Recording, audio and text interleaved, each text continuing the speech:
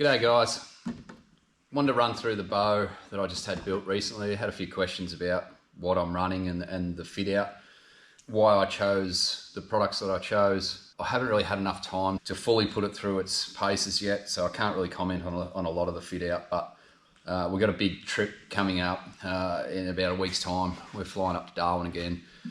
Really excited to get amongst some buffalo and some scrub bulls up there again.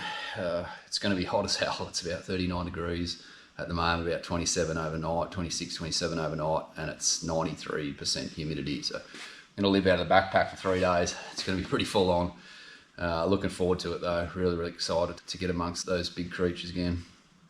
All right, the bow.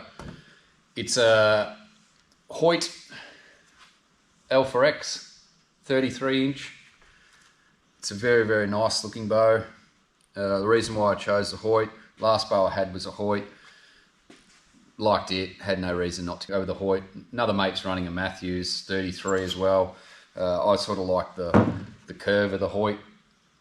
I think my preference is they're a better looking bow than the Matthews, but yeah, everyone's got a preference.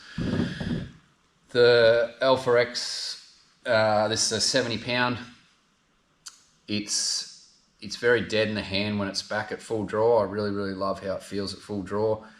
It does feel comfortable. I don't even with the Quivalizer, I don't really have to put another stabilizer on. It comes with that little one at the front there, but yeah, it feels really comfortable out to about 40 yards with no stabilizing on it. So, all right, let's walk through some of the fit out. Go Sticks 2.0, unreal. If you don't have a set of these and you can fit them on your bow, go out and get a set. They are a very good investment. It used to annoy the hell out of me when I'd be target practicing and I'd be sitting my bow down, or you're out in a hunt, you're trying to hang it in a tree or sitting on the ground somewhere, it's not going to get full of dirt. But I actually ordered these. They turned up my mailbox and I picked the package up and I thought, I've been done here. I've been foxed here, because they were that light that I thought there was nothing in there. I thought there was going to be a letter saying, "We got you, mate." But they were in there, light as hell. You don't even notice the extra weight. It's not even worth considering a weight thing.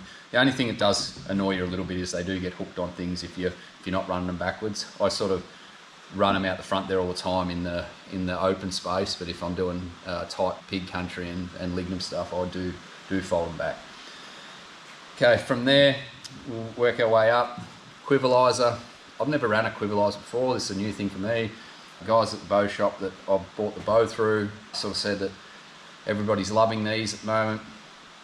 Like I said, haven't used it enough to have a strong opinion on it. I don't really like it when I'm in the tight pig hunting country that I hunt. It does get in the road a fair bit, gets hooked on stuff. One advantage though, it is very nice to sit over your back like that. It does sit on you very nicely, and just sort of, you can walk like that with a backpack on your back. But it does stabilise the shooting. When I do notice when I'm practicing, if I don't have the Quivalizer on there, I just don't feel as dead at full draw. But I think I could get used to running a side mount again quite easily. You can actually strap them on the side there, but it doesn't really look like it's designed to do that really. Like, they do sit there, but they sort of sit out a fair way. One thing that I did notice when I was walking the other day, that with it out the front, I like to sit the bow on my hip at times, and I don't even know that I'm doing it, but I used to like sit it like that. But now that those arrows are there, it's sort of, it's in an awkward position. It sort of digs into me and I get it hooked on stuff. But yeah, anyway, I'll run these for this next hunt, make a decision after that. The Go Sticks, I forgot to mention, they've got a little mount on the cam itself, so it keeps the cam up out of the dirt. It's sort of got a little rubber O-ring on there, so that sits nicely like that. From there, coming up, I've got the Hamskea drop away. It's a pretty cool drop away. It's mounted to the limb. I used to have them on the string. They're probably harder to find a tune on the string, I found, but loving this new drop away. It's got micro adjusters, so you do have a micro adjusting. From there up, the sight. This sight's very cool sight. If you've never seen one of these Spothog fast eddy sights, go and check one out. This one's a 3-pin vertical 3-pin. I used to run the single pin. What I found with the single pin was I would get into situations where I found myself ranging all the time, because whatever I was hunting, generally pigs, they would move when they're feeding. You only get small windows where I live that they'll only really feed for an hour and a half, 2 hours in the morning, and same in the evening. So if you're finding them, they were generally feeding because they've just woken up or they're ready to go to bed, and they'd be always on the move. They're always feeding along and moving. And I found myself ranging, getting set on the pin, and then they'd take 4 or 5 steps, and then I was just like, I was second guessing myself again. So then I'd range again, and then I'd adjust again. So I found myself just adjusting all the time. And it just started to frustrate me, and I thought, how cool would it be if you had a 3-pin? Anyway, the Spothog have brought one out, and it's a 3 vertical. I've got the top pin, so that top pin's sighted in at 20, the middle one's 30, the bottom one's 40. That gives me the option to, if I'm at full draw and they feed out, and I estimate they've fed out, 7-8 meters, I can put it on that 30 pin instead of the 20 pin, and then adjust from there and take the shot. It just gives you a little bit more versatility to not be freaking out about ranging all the time. Now I just set that. So the sight tape set 20, 30 and 40, and that's the 20, 30, 40. Then it gives you the option to set a pin, so you can set your top pin or your bottom pin or your middle pin, doesn't really matter, to your actual distance pin. So I've got my top pin set. It's the one that I feel most comfortable on. It doesn't give me the most around range. If you want further range, you probably want to go to the bottom one. But I go with the top one. That gives me range out to 80 yards without affecting the arrow flight or the holder.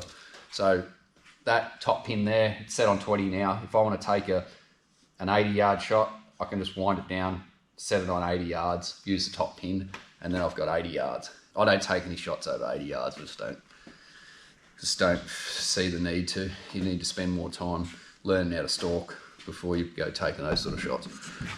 From there, the micro adjusting on the actual sight's really, really cool too. You've got some micro adjusters on the pin, so you can spread those vertical pins to whatever you want.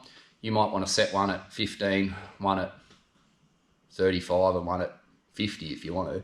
And you can actually do that with these buttons here, and with the actual center of the micro adjust underneath there.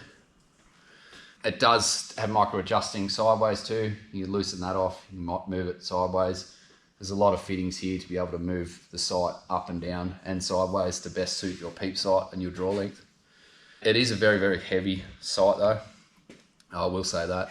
It's a lot of movement. You can push it further out the front to suit your peep sight and your draw length. It is a heavy sight, and this bow is quite a heavy bow with it fully fitted out with the arrows and everything. I think we're running 8.1 pound, so it's quite heavy, quite a heavy setup. From the sight come up, I've got the bow spider on there. Bow spider, if you haven't seen them, they're a pretty cool little feature. They're just a little setup like that goes on your bow, and then you've got these little holders that you can put on your belt, or you can put. I've got mine in my backpack because when it's my turn to be the cameraman, I can put this bow on my backpack and it's out of the road. I can still cart it with me. I don't have to worry about leaving it behind at camp or whatever. It's not, if it's not my go, because we might have good days where we get to stalk 2 or 3 good buffalo or scrub bulls. That just clips on there like that. Then I can whack that backpack on. And the same for my bigger backpack too. That goes on. I've got another strap that I strap that go stick around the back of that belt there, and then yeah, the bow's on your backpack. I usually move the Quivalizer straight up and down too. So pretty cool feature, bow spider. Yeah. If I don't bother with the one on my belt anymore because I've got the go sticks. If I didn't have the go sticks, I'd probably be still running the one on my belt, because I used to be able to just clip it there and sit it there while I was practicing and talking and having a drink or something to eat. But with the go sticks, it's not necessary. That's the bow. You'll see on the front here, I've got a bit of D-loop string. I've been caught out before where I'd pulled a D-loop, didn't have any string on me, and then ended up having to shoot it like a recurve for the rest of the weekend. So I don't want to be doing that again because I wasn't very accurate. So a bit of spare D-loop string on there. The arrows that I'm running, this hunt that we've got coming up, I'm going to give my all-rounder that I always run. So that's the Gen 2. It's a 150. I just set at 150. That's what I use down here for pigs, deer, goats, foxes, rabbits. Doesn't really matter. I run 150. It's just a preference. I don't want to have 15 different types of broadheads. I've got a 300 spine Nexus Infinity shaft, 4mm. It's got the easy vein 4-fletch. I love the easy vein. They're just easy. But they do fly really, really consistently too. I love that arrow setup. Gets the job done on just about everything for me. I am going to give a go though to these new Vision broadheads. I think that you've got to give them all a go. As you'll see out the back here, I've got Terra Firmas, I've got the old school, I've got the Gen 2s, I've got the Boss, I've got Muzzies, I've got the Visions. Yeah, I don't really care. I've got no affiliations to any broadhead, so I'll give them all a go and then I'll rate them on what my findings were. These things seem to fly really, really true and they spin really well. These things sharpen really, really easy. You can run them down still like that and then just take that tiny burr off and they are sharp. You would think with that little curve there that they'd be difficult to sharpen, but they're actually easy as, and I rate those heads. I've killed many animals with them, but I'm going to give the Visions a go. I'll report back what I find. That's a 175. I've gone up a little bit heavier. I did shoot it at the target the other night and it made bugger all flight difference on 150 to 175. When I whack the bleeders in that, they go up to 164 anyway, so it doesn't really change too much. But these two spin really, really well. Really happy with how they spin, how they fly. So I'll give them a run. All right, that's the bow. One thing I will say about getting a bow built or doing a lot of research online, not every bow suits everybody. Just because this suits me and this looks the part doesn't mean that it's going to suit you. I'd suggest you talk to your local bow shop or go and fire some mates' bows that have got something that you're looking at and just see if it actually is comfortable to you. Because yeah, like I said, I've tried the Matthews and a couple other bows and they didn't feel as good as what this thing feels. So yeah, not every bow suits everybody. Go and try them before you go spending thousands of dollars on a bow build that you mightn't be happy with. Okay, I'll send some arrows down range and you can see it fly. One thing I won't do though, what I usually do is, in the past, I thought I was Hainesy, so I used to get down behind the old Land Cruiser down the back there and shoot over the other car. And when I was getting used to this trigger, I had a little incident where I let one fly a little bit premature and yeah, I actually killed Billy Slater up here, so. It's pretty funny. I left the arrow in there because it's a good reminder that you're not Cameron Haines and you're an amateur, and that went through that memorabilia and pretty much halfway through the wall. But anyway, I'll send some more down. You can see how they fly. All right, we are at 60 yards on the dot. We should be, because this is my range. Yep. I don't usually take a lot of shots from 60, but I love to practice at 60 just so you got a bit of confidence if you can't close that distance when you are in a hunt. Alright, we got the Nexus 300s, 150 field, 4-fletch, easy vein.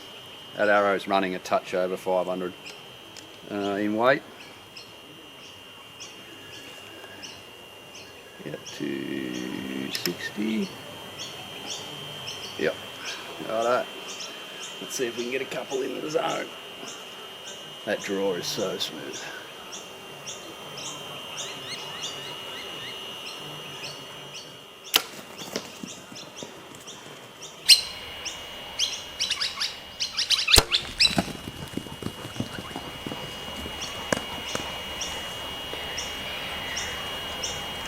Oh yeah, that's nice. Yeah, that's nice. Alright, let's see if we can get that one touching the other one. Exact same setup.